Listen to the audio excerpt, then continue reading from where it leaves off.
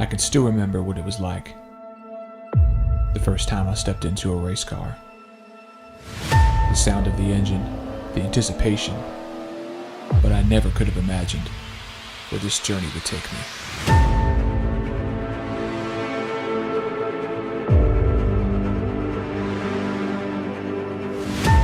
My father once told me that racing is just like life. You have to stay on your toes, because you never know what's around the next corner.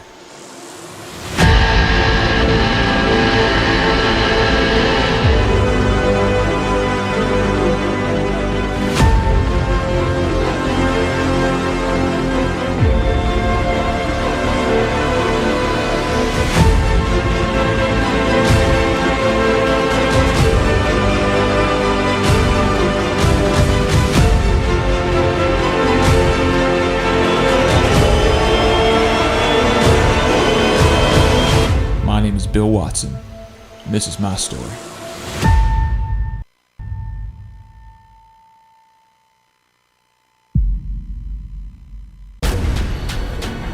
This is the original esport racing game. This is iRacing.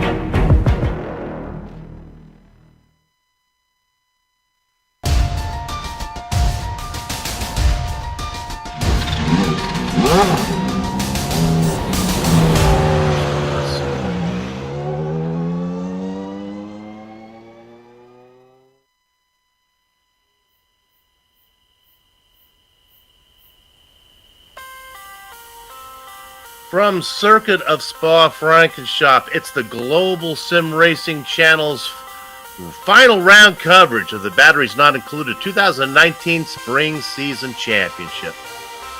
After 11 eventful rounds, the B&I crown is still up for grabs, contested by Germany's Thomas Seeger, Spain's Xavier Ross, and Italy's Marco Sanfilippo.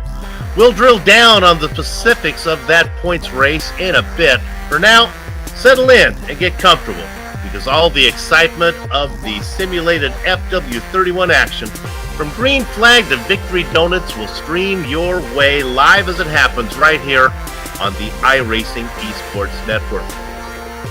When the aroma of Belgian chocolates mixes with the smell of engine exhaust, chances are you're at Spa, and indeed, that is the case for yours truly, Bill Soupçon, and my boothmate Stefan Slocker, as we sit high in the press box, ready to bring you our bird's eye view. Turning the knobs and pushing the sliders is our director, Sean Crackers Ambrose, armed with cameras, locked and loaded by Dougie Beard. Stefan, Spa really doesn't have many different configurations when it comes to racing. However, when it comes to pit lane entrance and exit and the starting line and the finish line, well, it's a potpourri of options.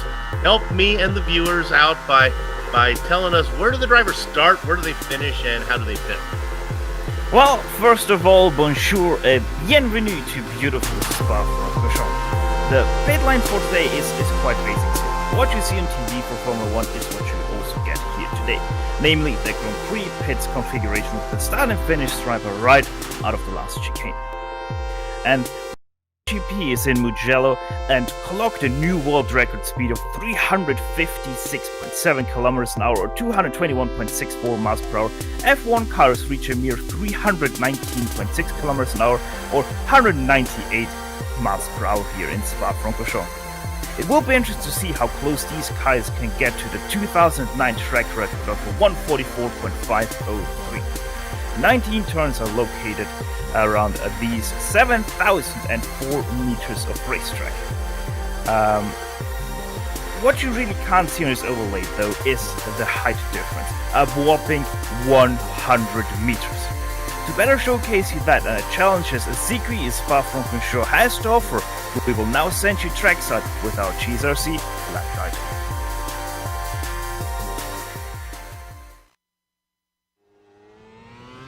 Alright, we've got Clayton McLeod in the GSRC Williams, so let's do a lap around Spa. Coming down to La Source, this is usually a great place to pass, but when you come to it on the first lap, you really need your head on a swivel. It's so easy to clatter into another car and end your race before you even get through the first turn. From there, you'll plunge downhill into Eau Rouge. It's easily flat out in the Williams, but it'll be very important to try to scrub off as little speed as possible. Off the top of Radillon, you now fly down the Kemmel Straight.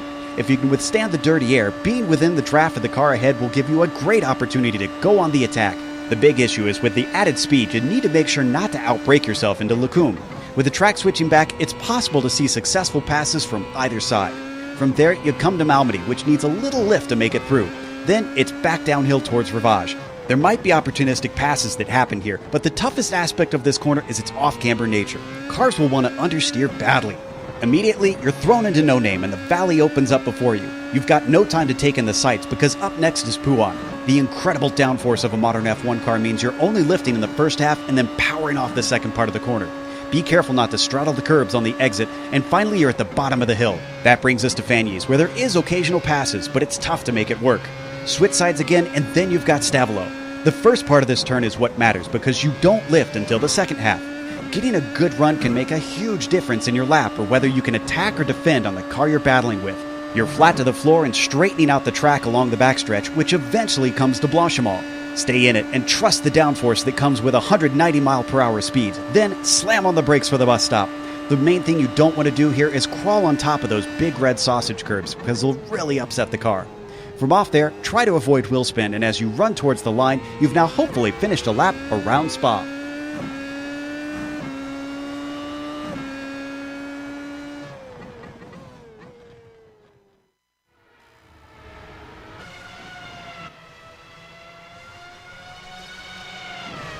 Never get tired taking a lap around this place.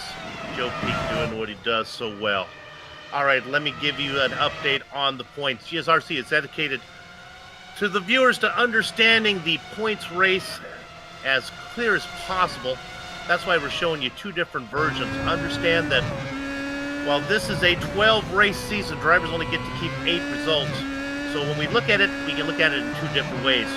When we look at it viewed only considering the best 8 results, Marco Sanfilippo, which you see right now, sits on top with a 15-point lead over Thomas Seeger and a 23-point lead over Xavier Ross.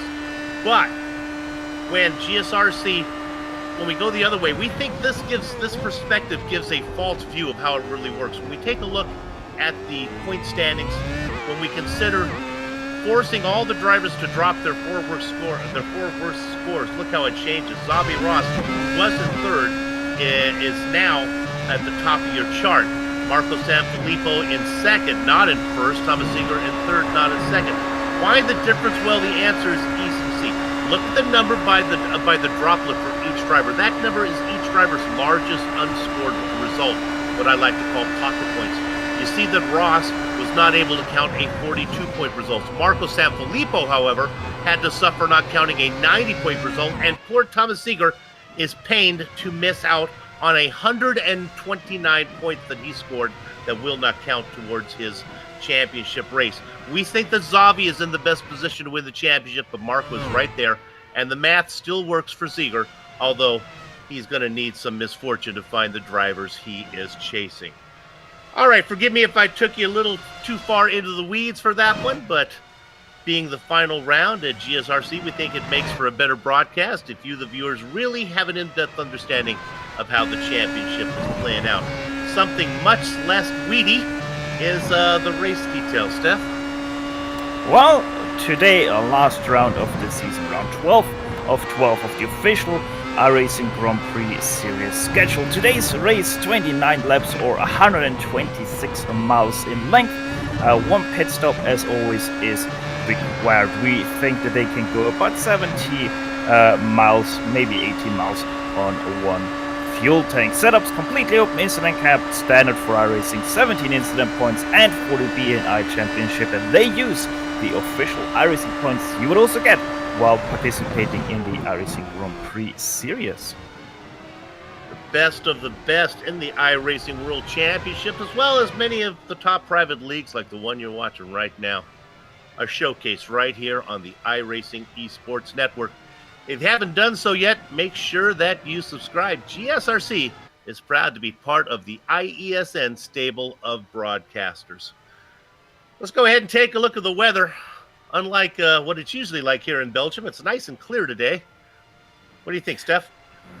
It's super hot, 101 degree Fahrenheit on the track, 65 in the air, but especially because we have that clear sky, it's super hot on the track. The winds, that's east 8 to, quite variable, from 8 to 4 miles per hour. If you want to know where that wind is coming from, that wind is blowing from Blanchimont down into Courve Paul Ferrer. So sadly, no backwind or front wind into Lake Coombe. Your humidity 56%, so that also shouldn't be any problem regarding rain. Clear sky at Spa. That's a rarity. Yeah, we're looking at Eugenio Massa trying to put in a time. Certainly is well down the order in 15th. We have a nice field here today, 20 drivers, which includes Mark Usher is back. He's already sitting on the pole. Steph Usher's undefeated so far this season, but he hasn't raced in enough races to be in the championship. Yeah, undefeated, and once again he's up by about half a tenth right now over Carlos Fenolosa. And Marcus and Philippe is sitting in third place. And one thing we have to mention, it's quite a long run down into turn 1. In total, it's, where is it there? 889 feet from your first position on the grid down into the turn 1. So Mark Usher might be sitting on the right side, so on the short side into turn 1, but it's not that he can't be attacked into turn 1, especially with a bad start.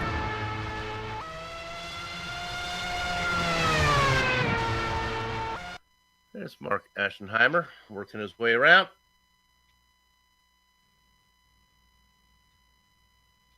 "18 drivers put in qualifying times out of the 20. Michel Uzel and Jan Stendenpoel did not. Qualifying is done. Let's go to the grid. I'll take the top half. On the pole, it is indeed Mark Usher. He's going to be flanked by Carlos Fenolosa. Marco Sanfilippo's inside of row 2 with Thomas Seeger to his outside. Spots 5 and 6 are Thomas Noel, always exciting to watch, and Scott Newton, the Aussie, is with us today. Xavi Ross, what we consider your points leader, down in 7th with Antonio Pavetta, who already has a couple of wins. Marco's brother, Danilo Sanfilippo, in 9th inside of I Am Keeman. Steph? A little bit of a funny grid position there with 9th through 13th are in 9th through 13th. The 11th car of Larson sitting in 11th. David Cudmore, the 12th on the 12th. Esteverson Oliveira, the 13th in 13th. And then the 15 sits in 14th. That's Mark Assenheimer. And the 14 of Eugenio Massa sitting in 15th. So those two just switch positions. Cleo Potaromura 16th, Alan Stover 17th, Dennis Ostertag 18th, Michel Uzel and Jan Selpool not putting in any lap times in 19th and 20th. All right, glad that you're with us. This is our final round in the 2019 Spring Season Championship, and it has been a good one with many different winners and an interesting points race. All 3 drivers that we talked about in that points race are here today with us. The best qualifier of them is Marco Sanfilippo, who sits in 3rd. Row 2, very important, with Thomas Seeger in there as well. You can hear the engine start to harmonize. You know what to do. I'll step away from the mic.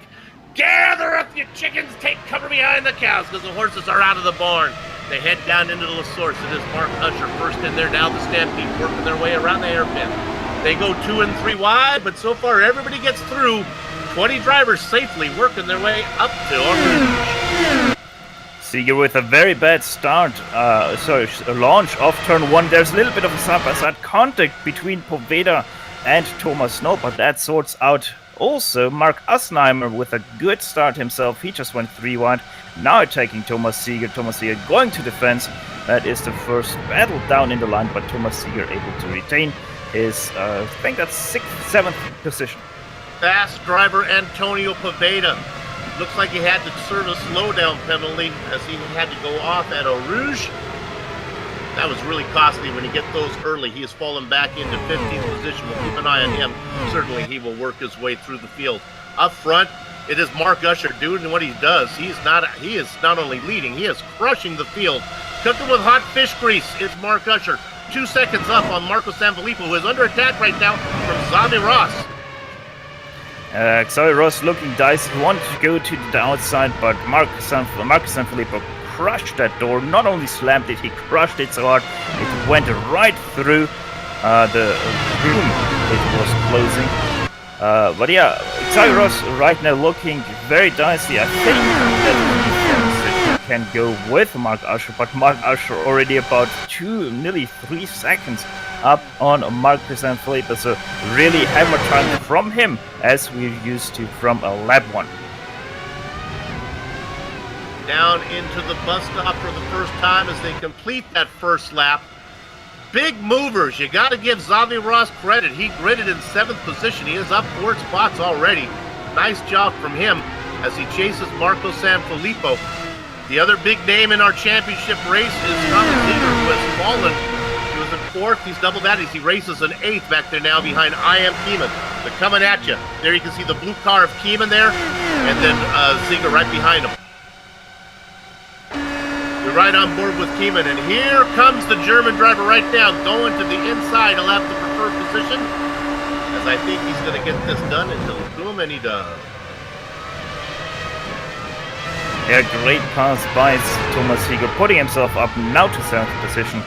Up ahead, Xavi Ross still making a big attack on Marco Sanfilippo, who just made a big mistake through Brussels.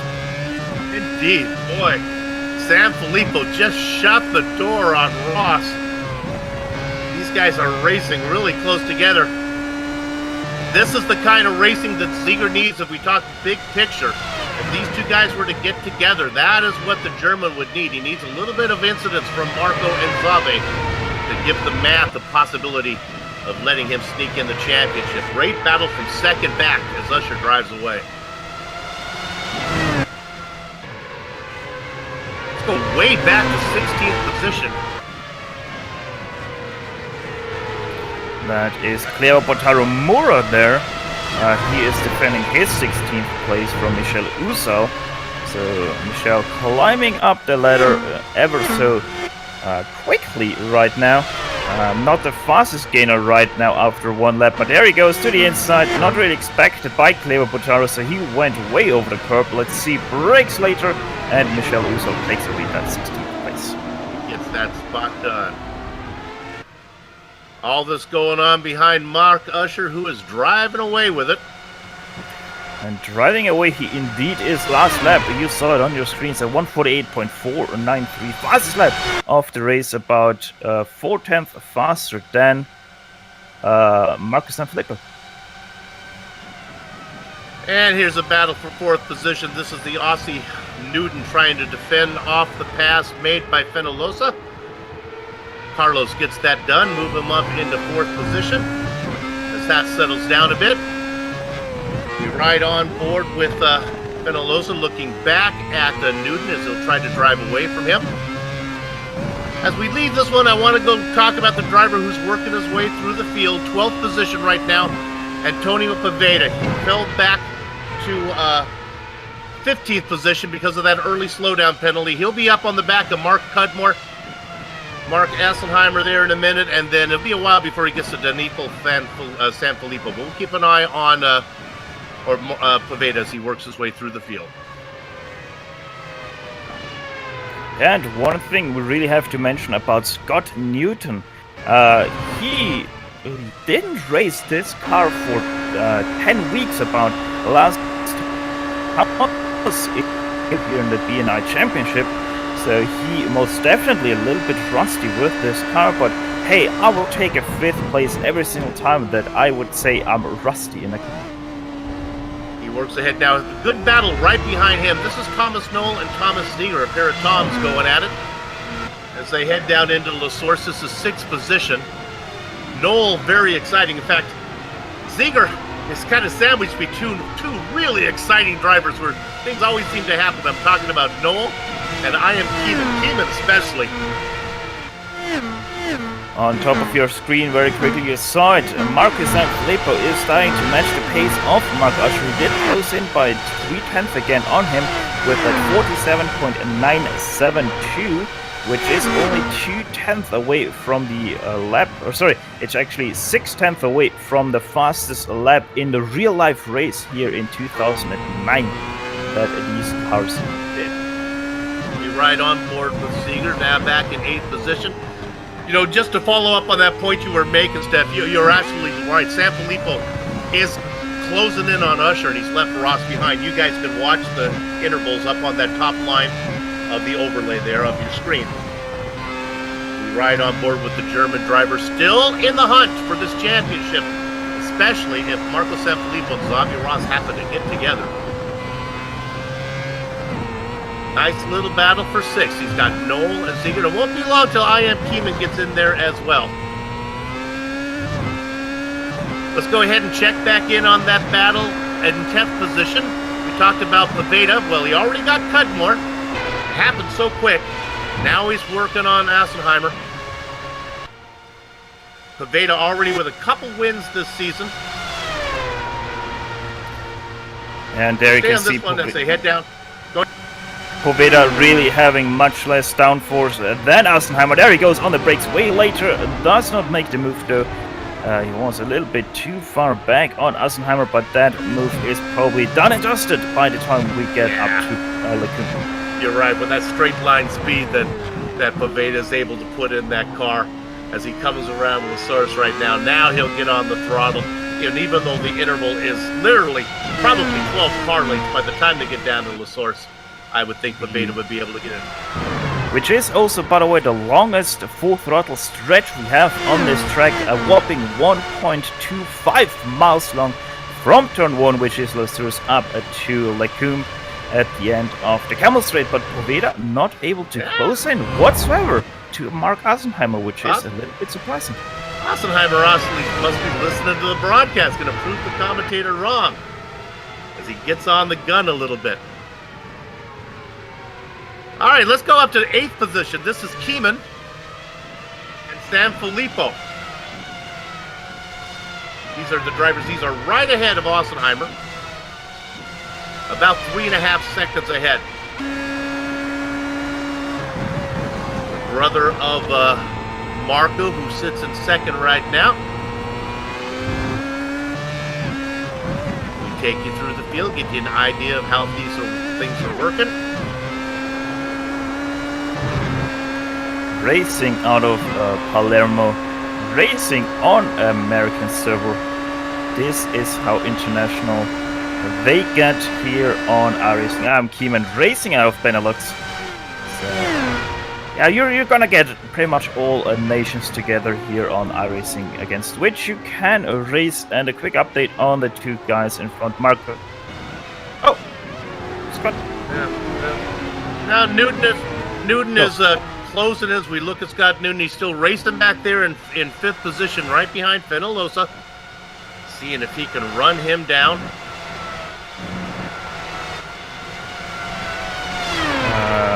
Keeman lost positions though.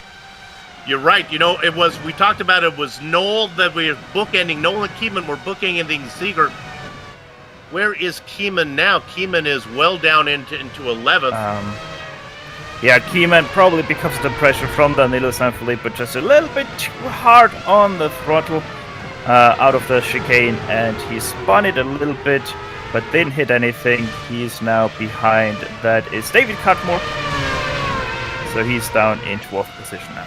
That's what Keeman does. I'm telling you, pace is not his problem.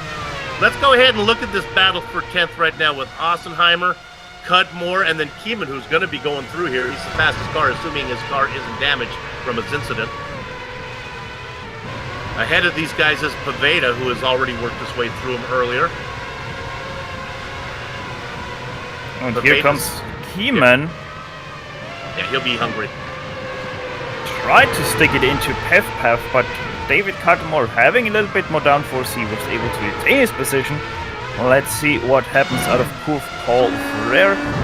There they come now. Here comes I Am Keyman sucking himself up to the rear of David Cutmore. Goes to the inside through Blanchimont. They both go. And now they go still a little bit side by side. I Am Keyman able to get that position away though as soon as they come out of Blanchimont. Cudmore very familiar with the way that Keyman races him. David saying to himself, yeah, you got around me, but I'll probably pass you again while you're in the grass, and then you'll get me around me again later in the race. Good battle going on here for 10th. Next up on the hit list for I Am Keyman is Mark Assenheimer. Let's see how that is. Let's go to 6 real quick. A great run from Ziegler. I think he's got a chance to get around Noel, and he's going to get it done, so move him up into 5th position, or actually be 6th position now for Thomas Ziegler. Yeah, one would say easy lemon squeezy there. Yeah, indeed. He waited for the opportunity. Now he wants to try to get up to the battle with Newton and Fenalosa. We saw Fenalosa get around Newton. That's the battle for 4th. And wasn't able to drive away from Scott. He's been able to hang right with him. All right, here's the exciting part back here. Yeah, I Am Keyman got past Assenheimer into Lecumbe as projected, and now David Cutmore right under the rear wing there of Assenheimer. So maybe we will see a switch here quite soon between these two too. Couple of very careful drivers behind Assenheimer right now. David Cutmore rarely makes a mistake, and Hung never makes a mistake back in 13th. You see those 3 cars on your screen right now. Hung the caboose. Let's see what kind of run Cudmore is there if he wants as they head down. Blanchimont, here he comes. The defensive line from Assenheimer. Is he going to stay to track right? Oh, he's going to drift over. Pick your line. Side by side into the bus stop. That'll work. Oh! Whoa! That won't work for Cutmore though, as Assenheimer goes past, and now also Hung has the chance to stick it into the inside. Thus not, as Cutmore tries to attack Assenheimer, locks a little bit off the brakes there. It really compromises his exit though, and look at how much he lost there out of the source. Alright, we're going to go up front a little bit. Now Thomas Ziegler, after getting around Noel, we thought that Ziegler might get away, but Thomas Noel said none of it. And once again, the blue car is out in front. They swap positions.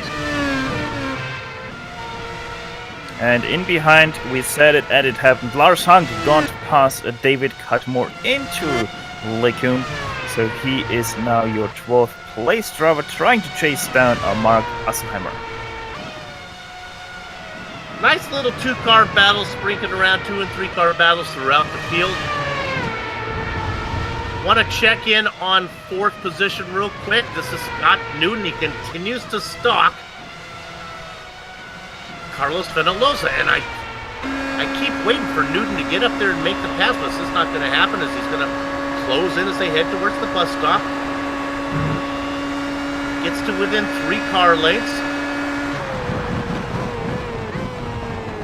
The gap to Xavi Ross, just a 1.5 seconds, so I'm not sure if Ross is falling off of Sanfilippo, who has left him behind, or if Sanfilippo is just that quick.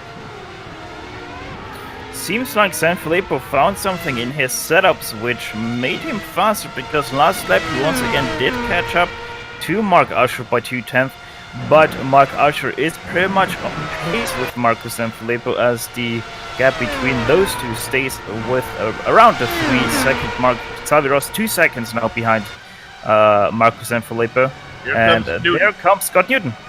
Boy, he had a great run. The defensive line from Fenalosa, there's no way he was going to let him to the inside down into Lecumbe, and they will have to wait. We ride on board with the Aussie driver. Yeah, and they are running up to Dennis Ostertag, who is the first car who is now a lap down, who is now getting a lap by Marcus Sanfilippo. So he might play a little bit of a role in the battle of these two guys. Sanfilippo gets around, a good job from Ostertag, getting out of the way. Oh my, but that's funny. They caught him in a bad spot. Dennis, what can you do? You can't make your car invisible. You had to put it somewhere. Man, they run up on the back of you. That was Xavi Ross who got there, lost a ton of time. And that's going to bring Fenolosa and Newton in the mix. We're going to get a 3-car battle here because now Fenolosa is going to be in the tow.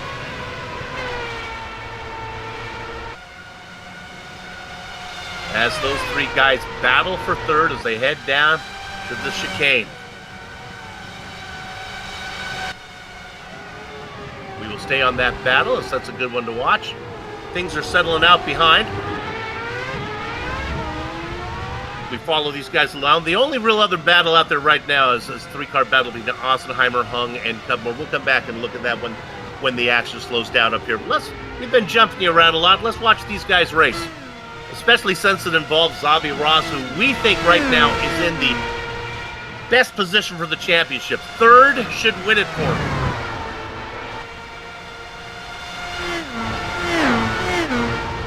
A 25-point gap between him and Marco Sanfilippo, and really, when you're only one position behind the guy who's chasing you, and you got that 25-point cushion, that's not enough. Just to give you an example how much Xavi Ross got slowed down with the interaction of Denis Osotaki. He lost about a second on Marcus Sanfilippo alone in the last lap. So Xavi Ross really did not have a good interaction there. Oh, Carlos Fenolosa there on the AstroTurf, nearly losing his car. Great save, keeps the foot down even, so no time lost for him. You know, we haven't really used a lot of replays as these guys have been behaving themselves. Let's take a quick look at this. As we ride on board, watch the hands of Carlos. Oh, nice catch. That's a nice one. Soup would have had that one in the wall, man. That's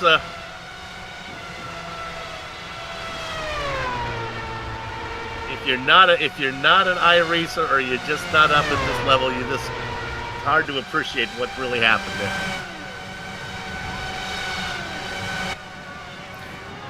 So I've just been checking the top speeds of the first 5 guys, and Mark Usher, strangely enough, is the slowest one with 186 miles per hour before braking for the chicane. Marcus Sanfilippo, 195 miles per hour down into the chicane, nearly 10 miles per hour faster than Mark Usher. So way different setups for these guys. And Xavi Ross, Carlos Fenolosa, and Scott Newton, they all 3 had about 190 miles per hour into the chicane. So yeah, different approaches to the setups, but so far Mark Usher seems to have his setup figured out the best. There's the blue and yellow car of Thomas Knoll, who races at 6th. You know, just to follow up a little bit on Marco Sanfilippo, I think he might have had a little bit of an incident that last lap, as he's lost a little bit of time to Usher and is now only a couple seconds ahead of Xavi Ross. So, all right, let's look back at this battle back here, farther back we've been watching. These guys are fun. This is Cudmore and Hung. Again, 2 drivers that don't make a mistake. That said, we saw Cudmore have a little bit of trouble getting the power down out of the bus stop. Ossenheimer has pulled away in 11th. We ride on board. Hung looking back. I'm sorry, with Cudmore looking back at Hung.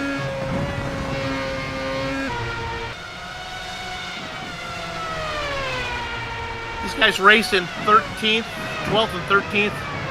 We don't need to go there, but Michel Uzel out there in 14th position all by himself. And one thing I quickly want to mention, after the re-overtake of Thomas Knoll on Thomas Seeger, Thomas Knoll has been pulling away ever so slightly on Thomas Seeger. So, yeah, Seeger seeming to struggle ever so slightly with his pace. He started in 4th place and is still only in 7th place, whereas Thomas Knoll started in 5th place, now racing in 6th place. So a little bit of shuffling for both of them, but so far, so pretty much nowhere for both of them. You see them go by. Now Knoll is in 6th, Seeger is in 7th. Let's take this opportunity to look back. See that car that just came into your screen right now? That's Danilo Sanfilippo. He's in 8th. He is all by himself.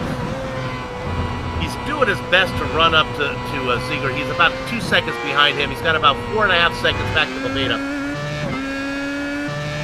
Ever since the early laps, he's just been out there all alone.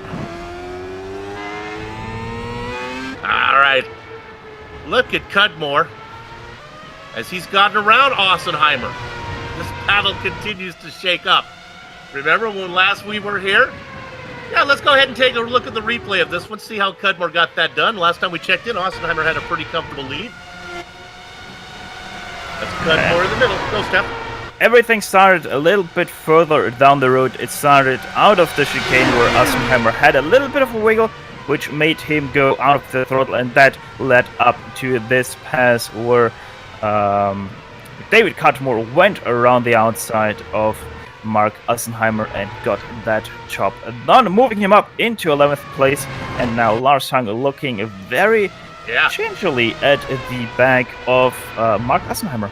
Ossenheimer's troubles are not over yet, as here comes a nice run from Hung. Now, Lars will not force the issue, but boy, he has a good run here. But I really think that Lars makes a lot of hay with a car with a lot of downforce. That's how he keeps out of trouble. Probably doesn't have the pace the straight line cars have sometimes, but if he's like me, give me a car with downforce, help me keep the car on the track, and I'll get my positions through attrition. One thing we have to say though, Lars Hang, it was gingerly there looking at the rear wing of Ossenheimer, because he is quite safe with his overtakes, not risking pretty much anything. One has to say, not trying to outbrake someone, but here he goes now down the straight line. Very late move out of the draft there of Ossenheimer. Look at that overspeed, already passed Ossenheimer into the Kumbul. Ossenheimer tried to go back on the brakes. No, he can't. Lars Hang moving up to P12. I'm telling you, they are just listening to the broadcast and saying, all right, Soup, I'll prove you wrong again. Nice job from Hung. So Cudmore and Hung now as Ossenheimer goes back into 13th.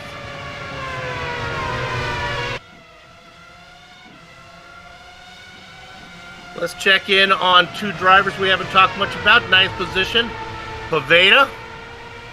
He's got about 4 seconds to get up to San Filippo. Again, racing by himself.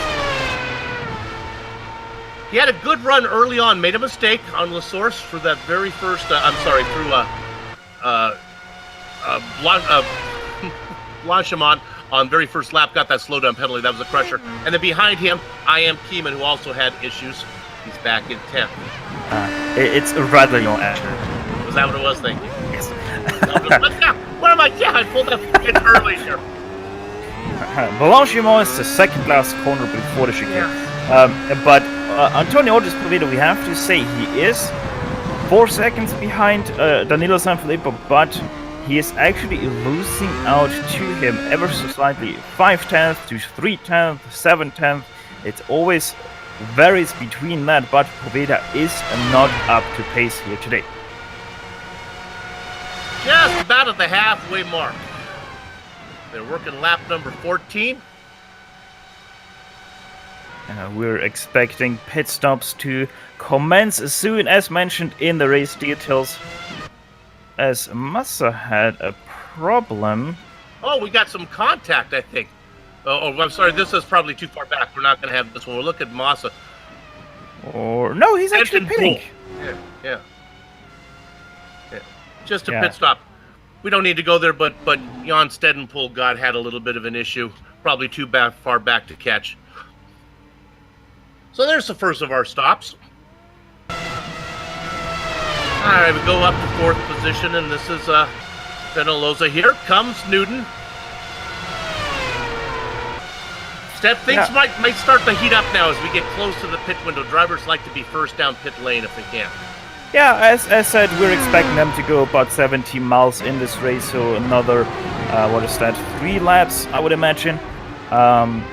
Maybe 4 or 5, so we're getting close to that pit window, as Jan Steltenpool is also not coming out of pit lane, but he will cycle up behind them, so he will not be any lapping problem to these guys, as Scott Newton, a little bit of a wheel there out of La Source, and losing out quite a few feet there to Carlos Vinalosa, so he won't be able to do anything. Xavier Ross seems to be the fastest of these three guys at this point, so Carlos not able to do anything with the slipstream at the point of time. But as we said, pit stops a very, very tricky thing here, because the pit lane entry very small, very tight, very short, and same with the pit exit, very tight, very small, very slow on top of that. And with the cold tires, you might be able to see someone struggling a little bit getting that power down. Just to finish that up, pit lane delta time roughly about 26-27 seconds here at Spa-Francorchamps. Well, if you're a fan of the undercut, we have a chance maybe to see it as Lars Hung and Mark Ossenheimer both come in. Remember, they were in a close battle with David Cudmore. Cudmore stays out. So when Cudmore does decide to come in, it'll be fun to see how he cycles out of pit lane in relationship to Hung. Lars is the leader of all the cars who've pitted so far, but he's well back in 14th spot. This is the one that's heating up a bit. Thomas Ziegler would like to get back around Thomas Knoll. Knoll in the blue car, Ziegler in the, not blue car. How about that? Sanfilippo in the pit lane and hit the pit wall. Marcus Sanfilippo in the pit lane alongside with Xavier Ross, and Marcus Sanfilippo a bit too deep into the pit lane, and actually they hit the outside wall there. As we take you on to replay for that. Now, Usher did not pit that time through. Yeah, he just went, he bounced it off. The interesting part here will be, does he have wing damage? No repairs for him, so very lucky outcome for Marcus Sanfilippo, because otherwise that would have been another 4-5 seconds added to his pit stop. Let's go to David Cudmore. He is making his stop right now. So this is our opportunity as we want to see how this plays out. Let's look for Hung. Hung just going down into the bus stop. Cudmore is in his box. Hung is out of the bus stop. Over the DRS line he goes. Cudmore rolling. And Cudmore will have obviously a shorter line, but a lot of speed deficit to the guys behind him, but I think he might be able to retain his position up to Lecombe. He does indeed. The car between them is Kieber Mora, who is not in the mix. Actually, he is. Is that for position? Yeah, I guess it would be. Well, that's because he hasn't made his stop yet. That's exactly. why. Okay. So, despite the problems from Marco Sanfilippo, he is the leader of all the cars who've pitted. Our leader is in now. Exactly. Speaking of the leader, Mark Usher into pit lane. He goes alongside with Carlos Vinalosa. Scott Newton will pit 2, and that probably means that Thomas Ziegler does not come into pit lane and takes over the lead from Mark Usher. All right, Ziegler gonna get credit with leading some laps. Also staying out is Pavetta. Usher's going to roll, my goodness. He's going to cycle out in what I think is going to be 3rd position. Oh, my. Very close in behind there between Carlos Vinalosa and Scott Newton. Rear wing to front wing, and there also comes Xavier Ross, and Xavier Ross might take it wide into Eau Rouge. Yes, he does. On the inside. Takes the position away even before reaching Radillon, so great move by him, but now here comes Carlos Vinalosa. Here he comes.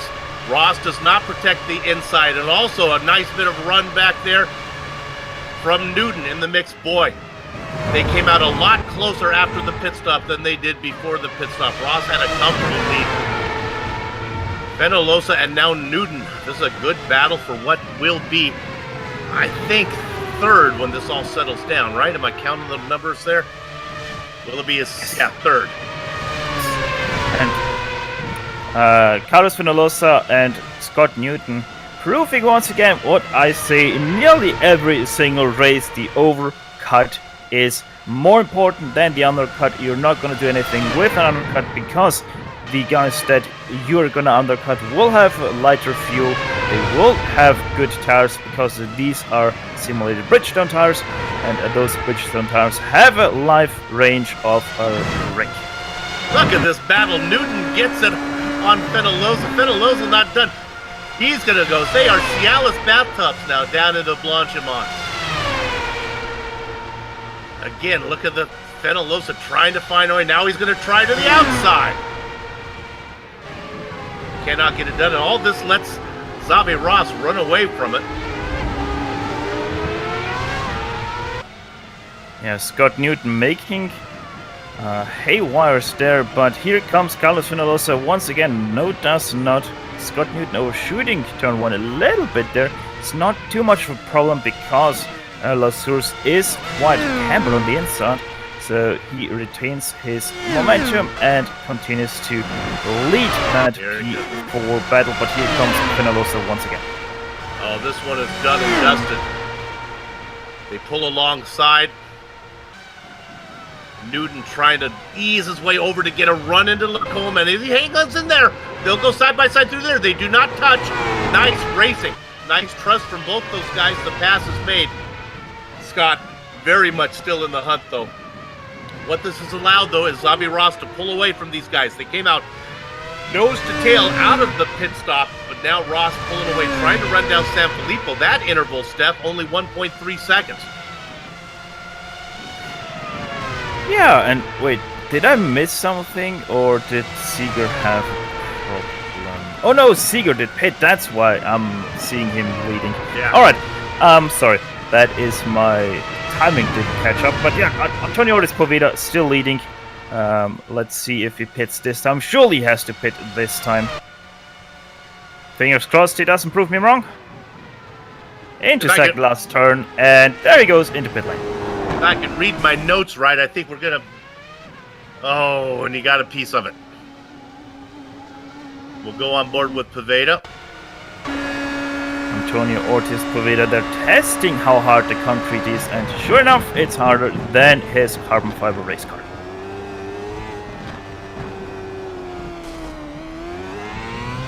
There he's here. Bam, she goes. Now, as I continue to look at my timing and scoring here, as he starts to come out, Seegers comes out in 6th position with Danilo Sanfilippo behind him. He lost touch with Noel, so Noel now back into 9th. Danilo Sanfilippo actually lost out to Antonio Ortiz Poveda, once again proving the overcut is OP in these cars. Poveda not able to do anything though because of his lack of speed that he gets out of the pit lane. Thomas Knoll too far away from Poveda, so he will retain his, that should be 8th position if I'm not wrong. Yeah. Yes. So nice little battle there for 7th of Sanfilippo. Danilo Sanfilippo in 7th, Poveda and Noel. Your front 3 right now, Usher, Marco Sanfilippo, and Xavi Ross. That's all happening in front of what we're looking at right here. Fenolosa and Newton. This one is really fun to watch. They continue to battle for that 4th position. Scott Newton, the Aussie driver. Well, let's see what he can do. Carlos Fenolosa racing out of Iberia, if you are interested in that. So, a continental war here going on. Europe versus Australia. Can we get a replay on David Cudmore just a few seconds ago? He almost got into a car that was parked. It was Ostertag. Cudmore was in a battle with Hung. These guys were really fighting it. Took my breath away as I was watching. Watch, it'll be coming up here in just a second. The car that you'll see parked is Ostertag, and these guys do a good job. Yeah, I just saw that myself. It's gonna happen out of turn 9, so we have a little bit of ways to go. Here they go now into Brussels. This is a battle. Yeah. We've been walking this battle for a long time. These guys are close. There they are. Yeah, what comes on top of that, Dennis Ostertag not really holding his brakes either. So then David Cudmore really having problems with spotting where that car is going to go. Live. Let's come. Oh, when we get there, good to do that. When we come back live, let's look at 7th position as Poveda now has pulled up behind Danilo Sanfilippo. Things starting to heat up here in Spa. This final round, batteries not included. Right now, Xavi Ross sitting in third, but looking good for that championship. Look at this battle, though. Here comes Poveda. Things on the track heat up while the track itself cools down to 99 Fahrenheit, so we lost 2 Fahrenheit since the start of this broadcast. And Danilo Sanfilippo under a lot of pressure there from Antonio Ortiz Poveda. So we might see something happening here into chicane, maybe through Blanchiment. We will have to see if something will develop in this lap, or if it will wait until they go up to Leclerc. Things are starting to heat up. We keep an eye on this battle. Drivers starting to pair off now. Here it comes. Danilo Sanfilippo did a lift there, letting Antonio Ortiz Poveda by. No counterattack into chicane, so Antonio Ortiz Poveda up to 7th place. It won't be long. We talked about Sanfilippo racing by himself, Danilo by himself early on in the race. That's not the case now. Poveda gets by him, and here comes Thomas Noel. Oh, and actually we have a battle for P2 after Marco Sanfilippo made a mistake, and Xavi Ross is now on the back of Marco Sanfilippo. What is he doing? Oh! He's doing a little dance behind him there. Hello! And he goes around the outside. My gosh! Oh, Marco! From Marco. He gets it saved. He loses positions to Fenolosa and Newton. Brings it back out now in front of Ziegler. We'll get the replay. Here we go. Now, I wonder if that mistake was a little bit of a consequence by the weird moves of Xavi Ross behind him. Marco Sanfilippo on the throttle loses it. Go ahead. He'll never admit it, but I am going to go with the yes it was. That was some great inside the head driving from Xavi Ross. Now the battle for P3. Fenolosa with Newton now chase him as both of these guys vulture a spot, working on that final podium position after Sanfilippo had that incident. And what that means is it just makes the math all that much easier for Xavi Ross to get the championship. We look back here in 7th position. That is Poveda all by himself. Lars Hung appears to be in the pit lane out of his car. Oh, he spun it out of the chicane. Hard hit into the wall. And yeah, he was driving so hard he was forced to park that car. Boy, he had just made that great move around Ostertag. And then this gets him here. So now we look at this when he was racing in a battle with Cudmore coming out. Boy, there he goes. And there she goes. Hard hit onto the rear. And that is his race. Sadly done for today and also for the season. As already mentioned, this is the last round of the Batteries Not Included Championship. Could I just be any more wrong this race as I talk about how Hung never makes a mistake and he does it? God. All right, Newton has got the pass made on Fenolosa. We'll take a look at this one.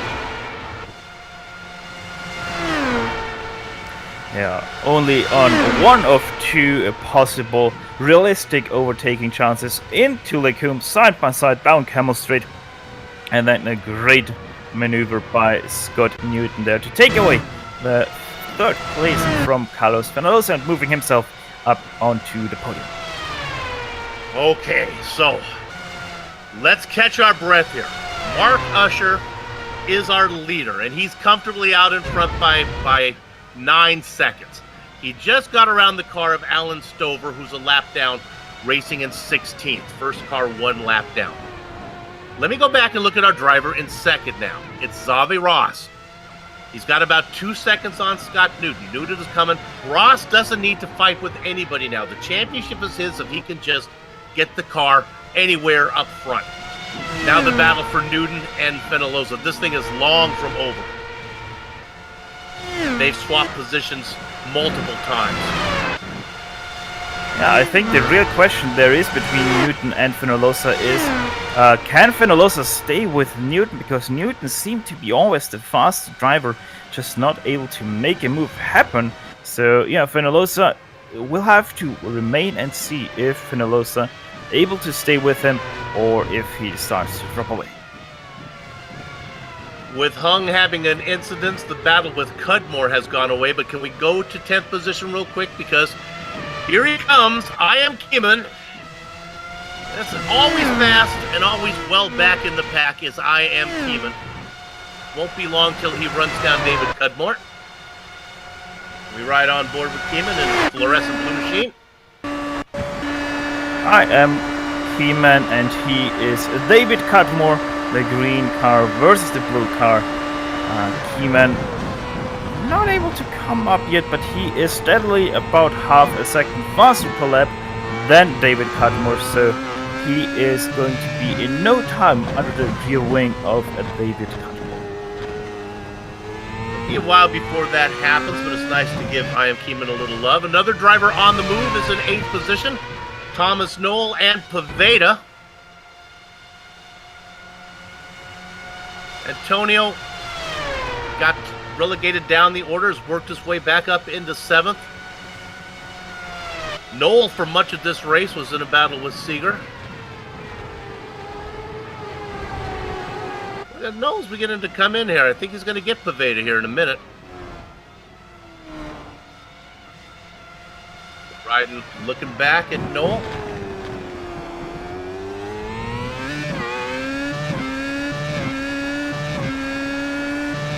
The final round, we got 6 laps to go. And a quick update on Scott Newton. After getting past Carlos Fenolosa, he was already faster by 1/10, and he is closing in on Xavier, who also made a mistake last lap around, losing a full second, bringing himself back into the grasp of Scott Newton, so he might have a battle starting to develop for that second position. And look at that now as they come up on behind Alan Stover. The back marker, Stover in 16th position, again the leader of all the cars, 1 lap down. Let's see what Alan does there. Leaves the inside open. Doing a good job. This is a tough place to get caught. A bit of a lift. Nice job. Well done. Fenolosa gets around him as well. We look at Xavi Ross now. Xavi does not need to play around with Newton. He really doesn't. He can just give this spot up. No racer gives up a spot just like that. Tell him to give it up. They go around the car of Dennis Ostertag still out there. Let's stay on this one. Newton looking to get around Ross right now. This one has championship consequences if something were to go wrong. The attrition has not been big enough as there are still 17 drivers racing out there right now. If something were to happen to Ross, it would be the end of his championship as well. Look at the run. Scott Newton got there through Rouge and Radillon up on the hill, coming up to the highest point of this racing circuit. Scott Newton goes to the outside, does lift though, and stays behind Xavi Ross for another lap. Xavi, give it up, baby! He wants to race, he does it. You said it, it's the racer in him. And as they're not only this though, Ross this is going to allow Fenolosa to get in the mix now. This even makes it more dangerous for Ross. And one thing we missed, I just saw it already 2 laps ago. Danilo Sanfilippo had a hard crash out of turn 9, too much on the throttle on the AstroTurfs and hard into the wall, losing his front wing and completely destroying his steering. So he is out of the race with that mistake. Boy, the early part of the race for Danilo was so easy and just nondescript. He was out there racing by himself. As soon as he got into traffic, things went south for him. Here they come. Ross, Newton, and Fenolosa. Ross now opens up a bit of a gap to go down into the bus stop. These guys are working lap 25. This will be lap 26 as they come across the line right now. And let's tell you where that finish line is. It's right there. Steph, I've done a ton of these races here in the MX-5, and there is plenty of time coming out of the bus stop for a drive down to the finish line. How about in these really fast cars? Is there any way to get there from the bus stop to the finish line, do you think? Not really, no, because the run is too short for these cars to make anything. But here comes Scott Newton. That run wasn't short enough for him. Goes to the outside, side by side. They go into the braking zone for Lecombe. And Cyrus once again better on the brakes. But speaking about brakes, that's where we want to be in the last lap, last turn. You want to make your move happen on the brakes, maybe even on the outside, because you have then the inside of the last turn and thus the shorter line to the finish line. But yeah, that's realistically your last chance move. There's no move done on the acceleration zone to the finish line.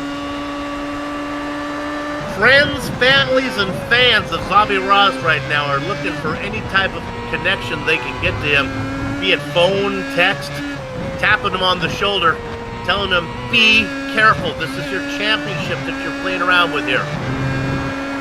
These positions do not matter. Marco Sanfilippo is in 5th. He cannot catch you if he's not ahead of you. Now look at this. Here comes Fenolosa now working on the back of Newton. Newton really takes it in deep. Oh, I thought he was going to get it into the back of Ross, and that blowing it up cost him the position. Give him an A for effort, but a C- for execution. Go ahead. I have to say, Carlos Fenolosa, I'm sort of surprised that he's actually able to stay with Scott Newton and Xavi Ross after Scott Newton got past him, because it really looked like Carlos Fenolosa was the bottleneck in the speed for Scott Newton. But in reality, they're very much on the same speed. And here comes Scott Newton once again, run the outside off the Camel Straight, a little bit on the grass there on the left side, but he is able to make that move happen way before the braking zone goes out to the right, as Fenolosa tucks into the draft side by side to go through Lecombe, staying side by side here. Still turn 8 now, sorry, turn 7, and now into Brussels they go, and Scott Newton finally getting back his 4th place. Oh, that's some fun racing. This is good news for Ross, though. He's able to drive away while these guys are dancing. Going off into the AstroTurf, there's Fenolosa, but he keeps it going straight. He loses a little touch with Newton.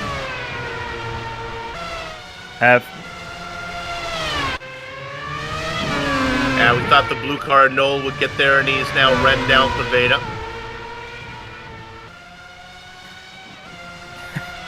Yeah, I had that wrong. Yeah, Pavetta just passed Noel down the Camel Straight. Noel tried to defend, but to no avail. And there we see it now on the replay. A little bit too late on the replay, because Pavetta is already past. It happened into Lecombe. Perfect execution on the brakes by Pavetta.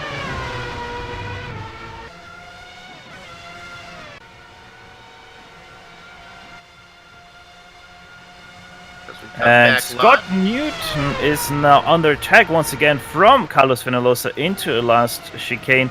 Not able to do anything though, but 2 laps to go. This is gonna go down in a heartbeat.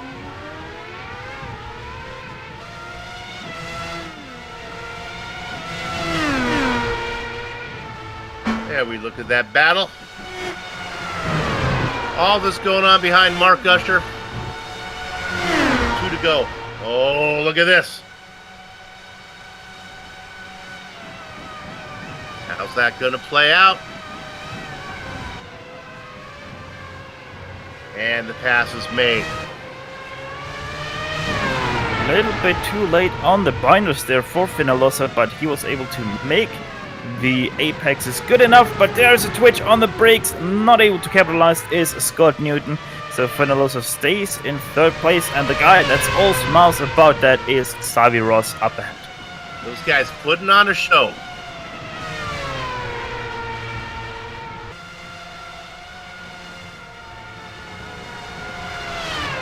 That battle going on, and the other one we're looking at is we'll keep an eye on Pavetta and Noel in a battle as they fight for 7th. That's one not nearly as close as this one. Yeah. And Remember we talked about I Am Keeman? Go ahead. yeah, quickly down to David Cutmore versus I'm Keeman, that 9th place battle between the twos. And I'm Keeman, we talked about it. He is there now, and he looks racy, wanting to get that 9th place away from David Cutmore. So we have that battle to watch. We have the Fenolosa-Newton battle. We also have the battle for P7, where Thomas Knoll was able to get back his position from Poveda. So they are also super close. So 3 battles to watch for the race here. Poveda actually now on the outside of the chicane. Will he be able to retain that position once again? No, he will not. Thomas Knoll defends, or does he on the outside? Look at that Drag drive. race. That's what you might see at the end. Noel with credit leading that lap will be in the preferred position as they go through La Source. Look for the over-under here from Poveda. He doesn't get it done, but he's right on the gearbox. He's in great position if he wants to make the pass. These guys are working the last time through. Mark Usher has already taken the white flag. He is working through Puhan right now, about half a lap to go. Here comes the pass. Or does Staying it on- come as Thomas Knoll stays on the inside on the brakes better than Poveda and once again retains his 7th place, but better line for Poveda now into Brussels. Oh, they nearly Oh. touched there. That was a squeeze and a half by Thomas Knoll, but Poveda was able to get out of that one, and he is going to look to take that one away in the last few corners of this race. We'll be able to come back and look at that one before they get to the end. The other battle is Fenolosa, who is comfortably ahead of Newton. Don't think he's going to have anything to do on this one. Meanwhile, coming out of the bus stop, heading towards the finish line, retaining his undefeated status as Mark Usher gets the win. Xavi Ross is going to come home in second, and we think with that comes the championship. Fenolosa is going to get third. Newton is going to get fourth. Let's go back and look at the battle between Poveda. Which isn't a battle anymore because Poveda made a big mistake through Club Corner, and Poveda thus only is going to finish in 8th place today, with Thomas Knoll taking home his 7th place in his blue car. Ahead of them was Marco Sanfilippo and Thomas Seeger, the 2 drivers who were in the championship hunt. They did a nice attempt, but when it was all said and done, Xavi Ross's 2nd position should be enough for the Spaniard to get the championship, as Mark Usher remains undefeated in this season. All right, the racing is over. Our broadcast is far from done. We'll take a short break. We'll come back to run down the entire finishing order, talk to some of the drivers before we put a lock on the gate for the final time. Back in a few. You're watching GSRC on IESN.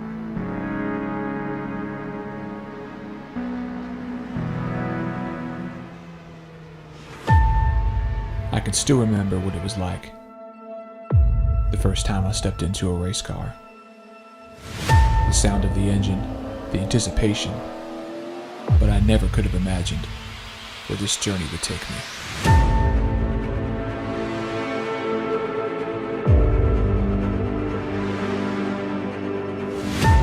My father once told me that racing is just like life. You have to stay on your toes, because you never know what's around the next corner.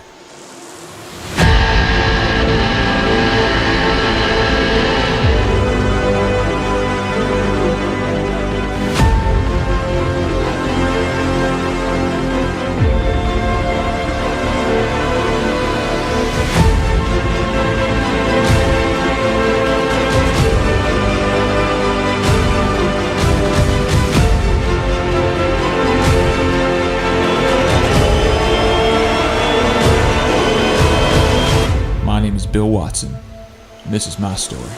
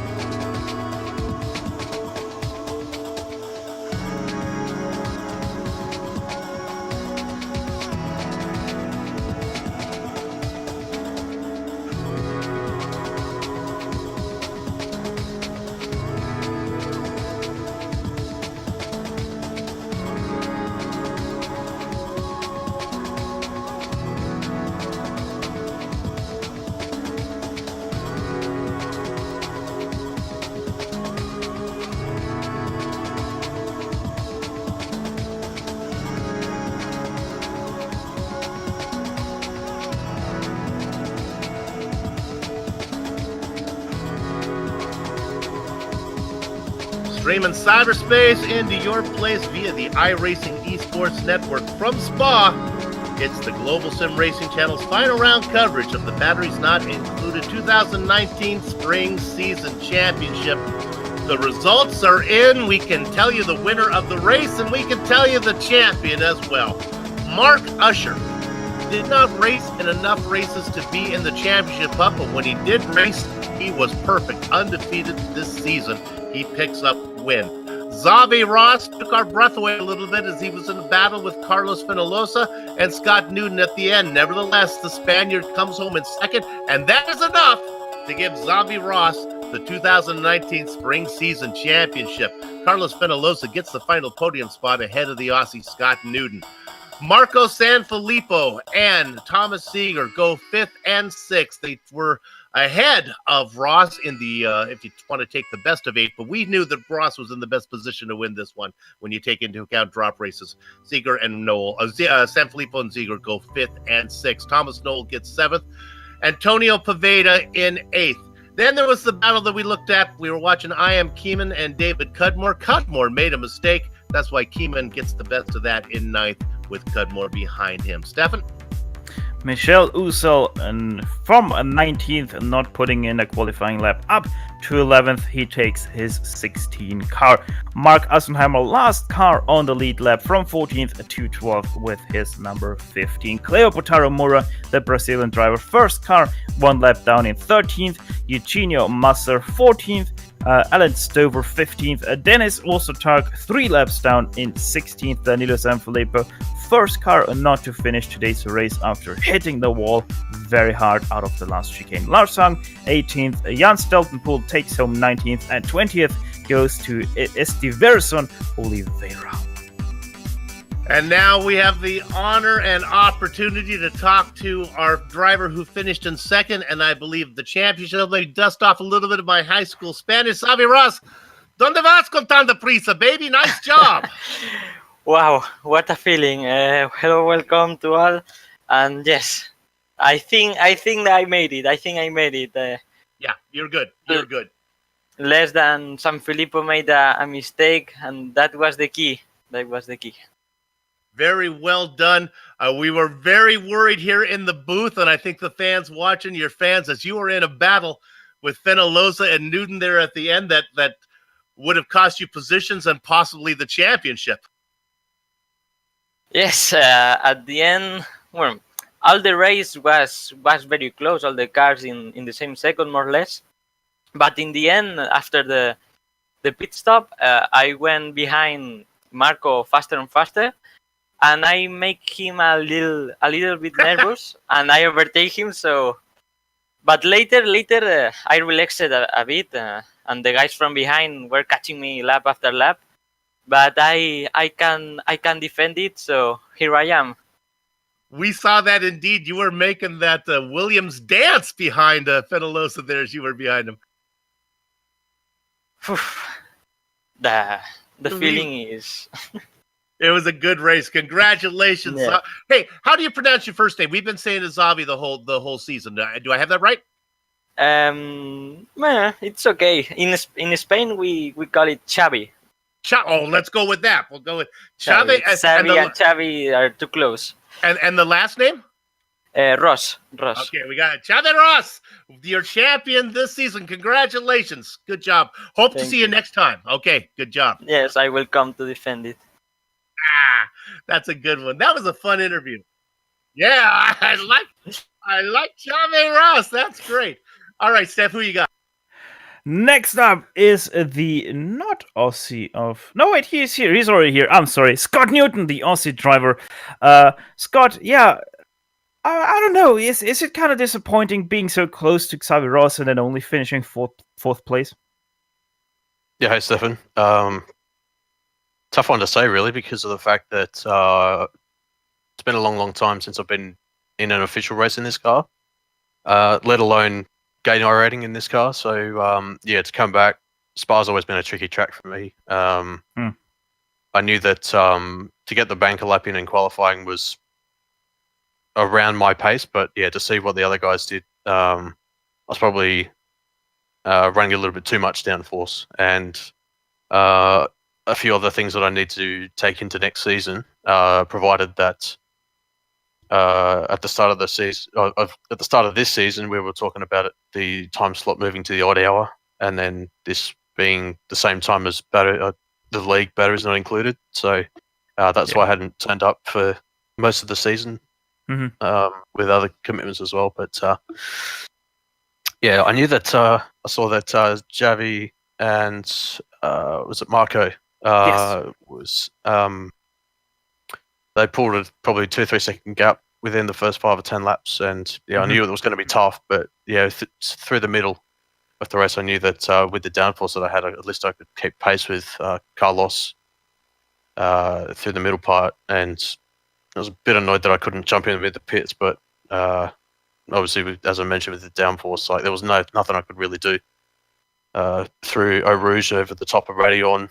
They'd just overtake me again. So to finish fourth, limited practice, and the guys that have stepped up as well, the level's been raised. So pretty happy to say the least. Yeah, and one thing we have to say, you mentioned it before the race, you're after 10 weeks coming in once again, a little bit rusty, but honestly, I would say being rusty and still finishing in fourth place is a very good result in the end. Yeah, absolutely. It's not always easy trying to get to these types of races 10 p.m. on a Sunday night for me. Thankfully, tomorrow is a public holiday where I live, so I've got tomorrow off, so at least I could turn up and at least show my appreciation for all the guys that got this series converted back into an official series, and obviously to other broadcasters as well. Now you got me interested. What holiday? Yeah, it's a good question. I want to know that too. Way to go. Oh, it's just what they call West Australia Day, so it's just like a Labor Day public holiday. So, all right. Well, Scott, will they try to come back next season? Yeah, absolutely. I will definitely try my best to make each and every race. If the races are on a Saturday, that will be my target. Try and get it in my 8 races. But if it's on a Sunday, it's going to be a little bit more difficult. So I'm sure there will be a little bit of a discussion over the forums during the week 13 and up to week 1. So I'm sure that they'll try and sort something out for sure. All right, well, we will have our fingers crossed for you to come back to the season and maybe start sprinkling the little bit more excitement into the podium races as we saw here today. Either way, Scott, thank you so very much for talking to us here today, and congrats on your 4th place. Yeah, no, it's just us, Stefan. That was Scott Newton, your 4th place finisher of today, and Soup is now going to talk to Antonio Ortiz Poveda. Got it. Steph and I separated by several decades in age and on the other side of the globe, but we both wanted to know what was the holiday in Australia. Hey, here's a guy that always puts on a good show. We get to talk to Antonio Poveda. Antonio, great job off the starting grid. You picked up a few positions, but then then things went. Yeah, it was really fun race. I mean, not how I expected, but I saw when going to Eau Rouge, the start was pretty good. I saw Thomas now losing the car in Eau Rouge, so I had to cut it through. Otherwise, I was scared of crashing into him. So I was last because of the slowdown, and the first laps is eternal, it's forever. And I had to be the start from I think it was 15th after the first lap. But yeah, it was really fun race. Great duel with Thomas at the end, one of the best duels I've ever had. And yeah, it was great fun. And well, I'm pretty happy to see that my teammate Xavi is champion. We both won championships for our team, as I won the other global series of iRacing. So we're all pretty happy in the end. Is that one locked up? You confident with the few days left in the week you are good to go on that championship then in iRacing? Yeah, sure. I mean, I won the race yesterday, so I already had one today. So today was just racing for fun, and that's it. Because I had 243 points in the lead, so unless there was a split of 6,000 of iRating, it was impossible for anything to happen. And yeah, there's no splits on Monday. This is the last one, so yeah, pretty happy about that. Well, congratulations. You got a couple wins this season over here. It was always fun to watch a race. Good on the interviews. We look forward to seeing you again when we come back next season. Thanks a lot. And thank you for your commentaries and everything. You're great watching the races repeated after racing them are great. So thank you for your job.